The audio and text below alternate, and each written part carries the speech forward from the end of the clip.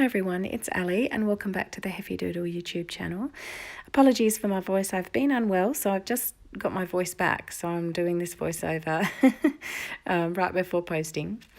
I'm going to use the No Matter What, that big mushroom from that set, the Grassy dyes and the really cute little big bug hug set to make this interactive card. And I just thought I'd mention before I started that I mostly now use a colour wheel to decide the colour theme for my cards, and I find this really invaluable. This one's a present for my sister. It just happens to be Stampin' Up brand, but you can get quite a few different ones. Now I'm going to do my interactive element or my slider piece, and I've just cut a random piece of card. I didn't measure it up or anything. I just looked at the front of a card and decided how big I wanted this piece to be. And now I'm just measuring in slightly using my Tim Holtz media mat there on 4 sides, and then I'm going to cut some notches out of each end. So I'm making a very similar piece to the Lawn Fawn double slider, I think it is, and I'm going to make that be my my mechanism to make my animals move across the page. So I've just cut those notches from each end. As I said, I didn't really do any measurements. I then decided that it was a bit flimsy, so I needed to double it up to make it a little bit stronger. So I've just going to stick that to another piece of card and cut it out again as well. So there we go. I'm just cutting out those notches so that it's doubled up and nice and strong. Now I'm going to use a dog poop bag. I think it's Jen Shirks that suggested using these for these slider cards. So yeah, that's what I've used, and they do work quite well. And I'm just going to loosely stick that around my sort of slider mechanism like so, and then trim off the excess piece, that hangover bit, like that. And then that's going to form the slider to make my 2 little critters go in opposite directions. So I've created a tab there, a double thickness one again, and I'm going to stick that on the bottom part of that doggy bag. Then I'm going to flip it over and have another little tab poking up from the back, like so. And then when you pull, one will sort of go in one direction and one will go in the other direction.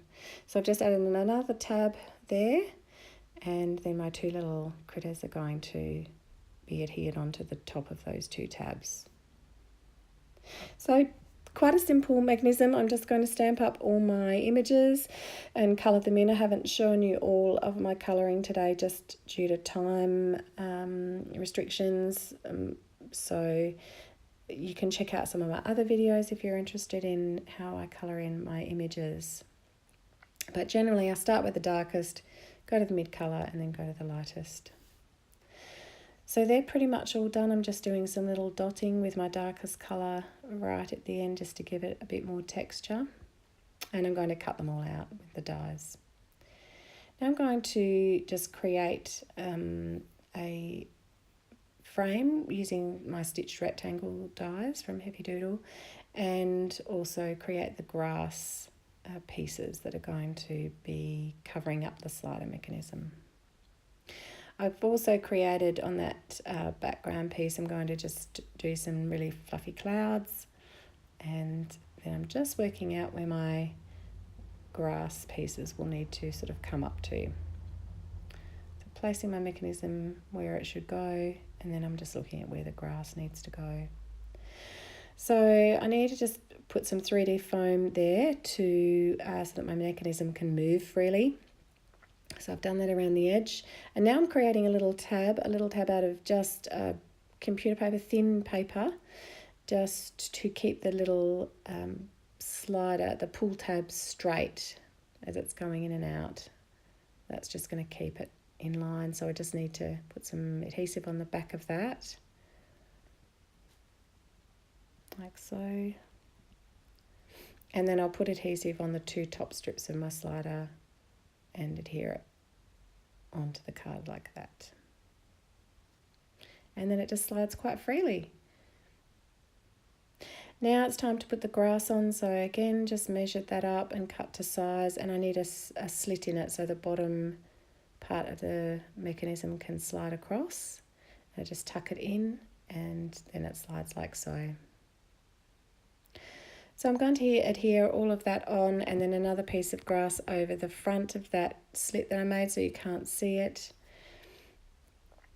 And then I'm going to check the little bugs out and put those on. And the little snail as well. Check that they slide okay. And then put on all my other pieces as well.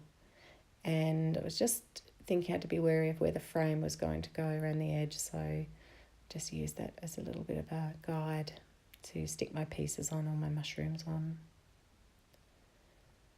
So all those pieces just go on like so, and then I'm also going to adhere the frame, so I just need to put some double-sided tape along the raised edges, and I've taken the backing off the 3D foam at the top and sides there as well.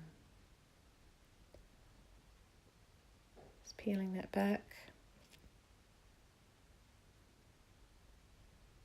And then I did stand up to stick my frame on the front of the card just to make sure that I got it straight. When I sit down, I always seem to get things wonky. So I've got that on straight. And then just adhere the rest on.